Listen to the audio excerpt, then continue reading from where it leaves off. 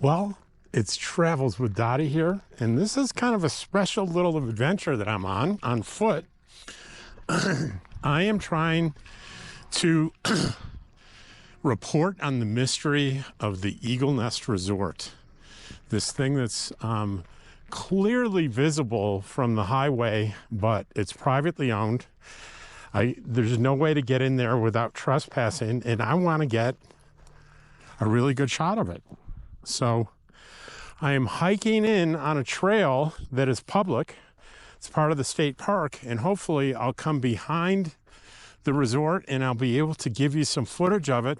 And I'm going to tell you about all the history that I found out about it and what the mystery has been and what the current mystery is. So here we go. Well, you see I've got my GoPro around my neck, and I'm glad to see there's a decent trail here.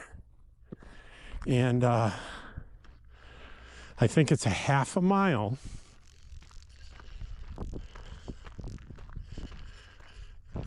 along the side of the lake here to get to hopefully a really good vantage point. I'm kind of excited. I'm kind of excited mostly because the trail's way cooler than I imagined it to be. Look at these beautiful flowers, or flowering plants, whatever you want to call them, and the beautiful lake in front of me. This is very neat. And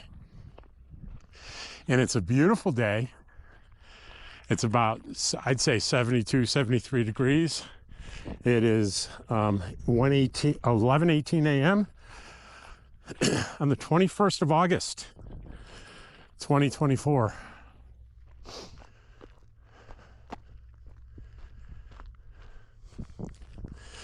Now, I think there may be a way to get all the way down to the Forbidden Dam.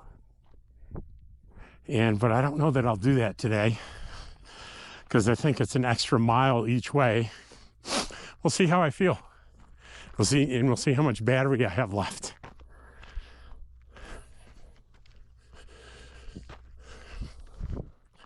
And no, I didn't bring Dottie. This is kind of rattlesnake season. And there's high grass here. It would have been a little much to try to control Dottie.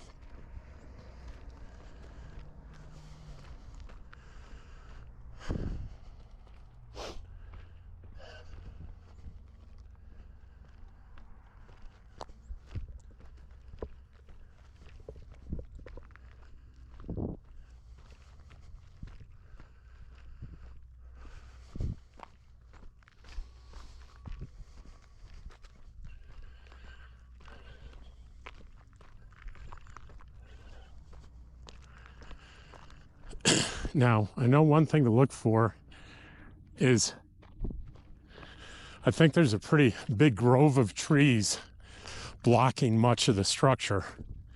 And I think I see that way ahead of us there.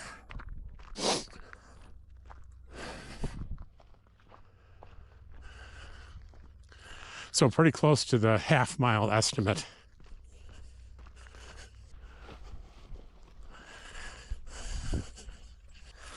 It's pretty thick in here, isn't it?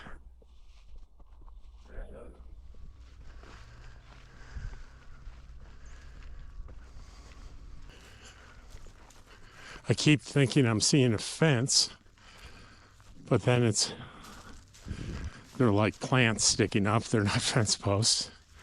So far I'm good. And I am approaching the structure, the old structure, I believe. So I won't be able to go beyond the fence. I do see a fence.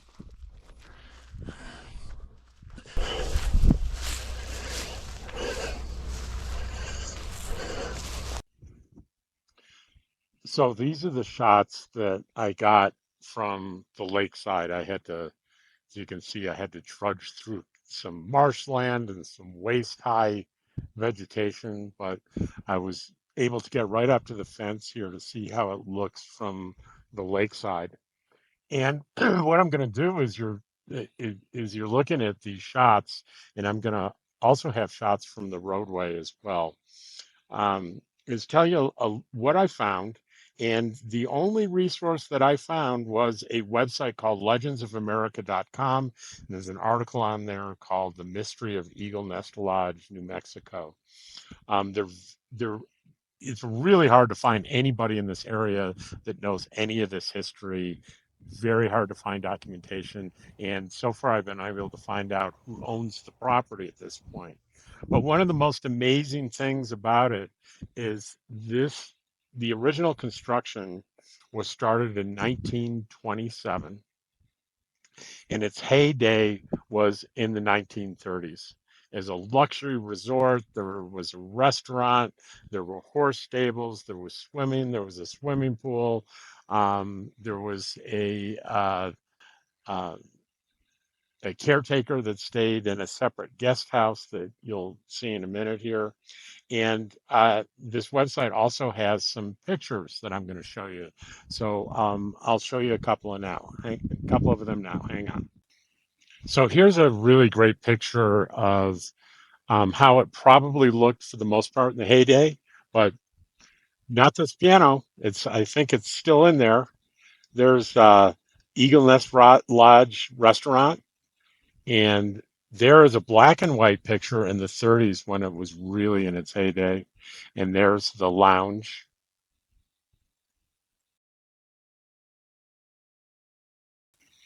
And as I understand it, after it closed commercially in 1942, it stayed in the family, and they used the property as a retreat for family vacations. And that went on. It isn't completely clear, but certainly into the 60s, and maybe early 70s. It just wasn't really clear. But the property is, I think, changed hands multiple times. The signage is referring to the area where the land here and the land on the other side of Highway 64 is Eagle Nest Ranch. And it's not easy to find information on Eagle Nest Ranch.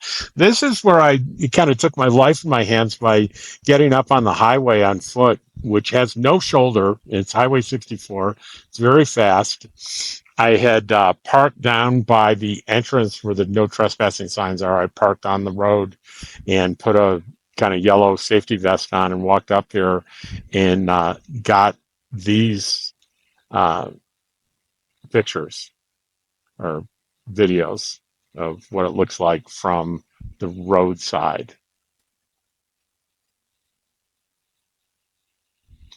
I got a couple of names. I went into the town hall, or I guess village hall, and talked to someone there, and they gave me a few names of people that might be able to give me more information on the history here. And I'm going to try to find those folks and uh,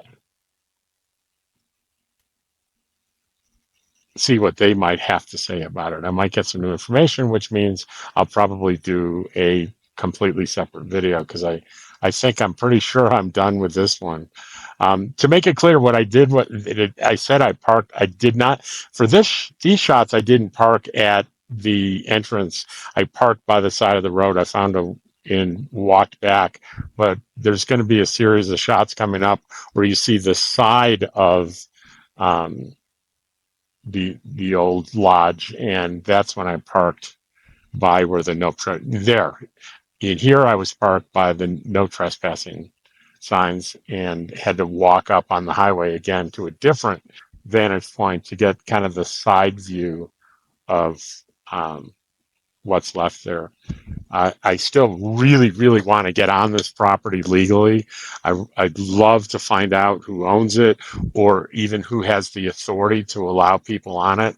I, if you know anyone knows anything and can, send me an email. It's robwakeley at gmail.com.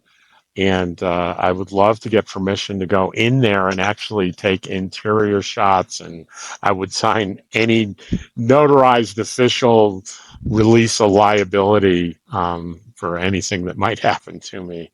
Because I'm there's something about this that really fascinates me. And I think it's just a really cool story. And I would have loved to have been here. Now, I think down under those trees are where maybe the stables used to be. I'm not completely sure. It's hard to tell.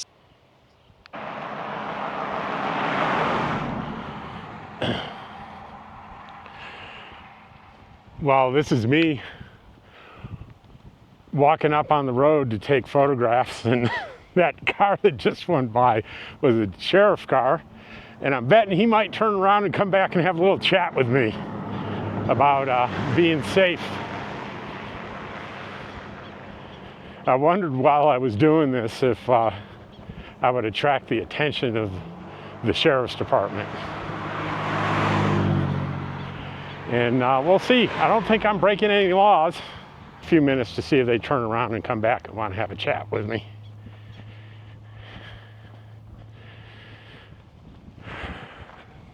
I'll let you know. And I'm headed back to try to find the original trail because I've gone as far as I can do. My feet are wet. I sunk down into the marsh.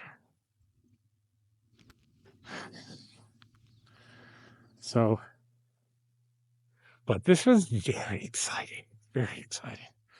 I think this is so cool. And I keep seeing things like this. Check this out. This indentation is an animal, probably a deer, has bedded down here for the night.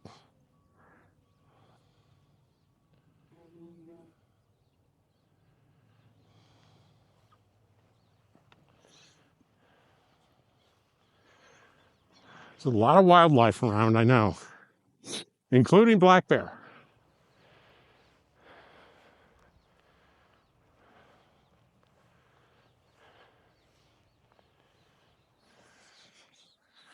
I'm going to try to first find the trail and maybe head down to this, looks like a beach with a lot of birds.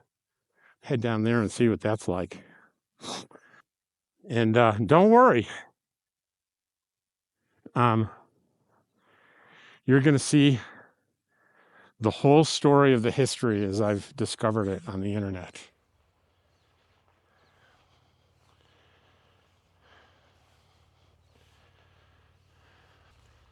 No sign of the trail yet.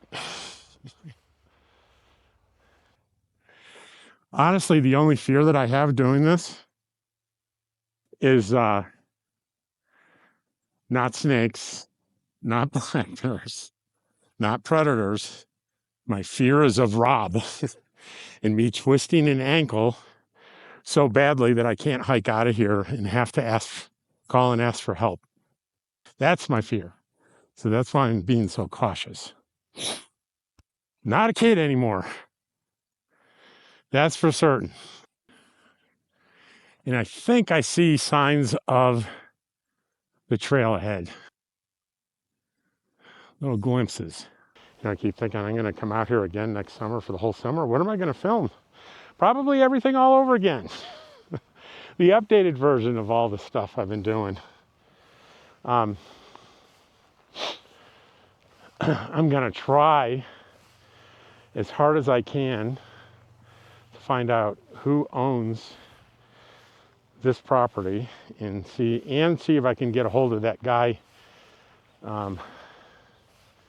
Frankie something, that is on a sign. At the very least, there's a P.O. box. I can write a letter to him, which I will do over the winter, and see if I can get permission to actually come on that property and go through those buildings.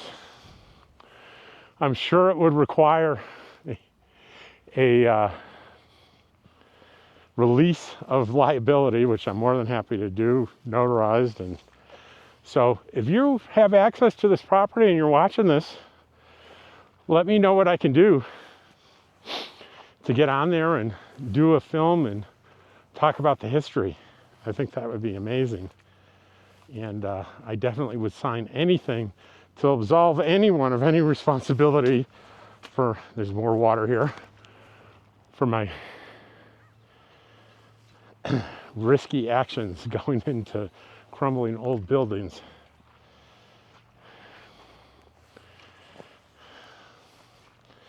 Probably wouldn't go alone. I'd probably, if I got permission, I'd enlist somebody to come with me in case something happened.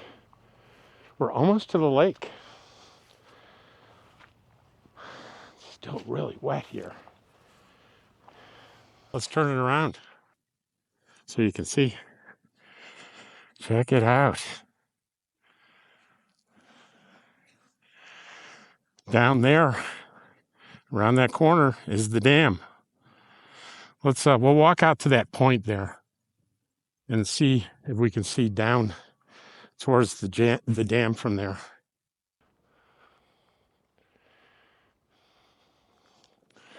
Well, I'm getting out to where that point is, and it doesn't look like there's going to be that much that we can see, but we'll walk all the way to the water's edge to maximize our opportunity to see something interesting down there.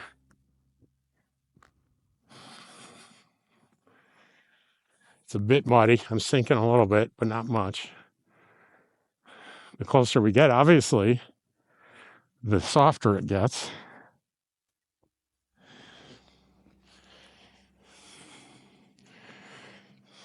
And this is as far as I'm going because I'm really starting to sink into the mud. But that's as far as I can see. Around the corner there is the dam. The dam.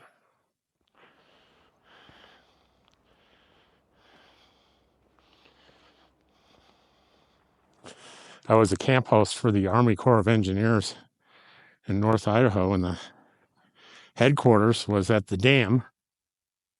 And it was near there, and there were lots of jokes about, we have another dam meeting at the dam.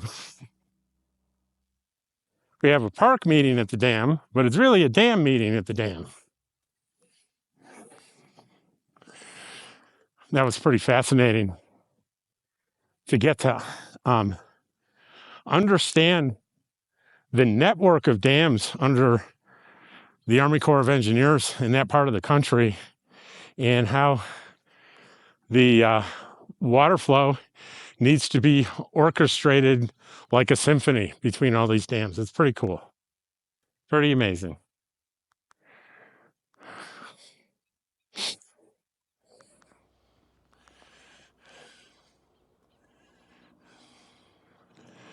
So this is meant for the end of the video after I insert all this. I've inserted all the stuff on the history and everything, and I hope you enjoyed it. I hope you enjoyed the hike, seeing the resort from this side. There's a pretty good view from the road, but there's no shoulder and nowhere to pull off, and it's dangerous as heck. But it was nice to see it. Let me turn around and just show you what it looks like from the lake. And there it is right in front of us, right there. Thank you. Thank you so much for watching my video, and I will see you on the next one.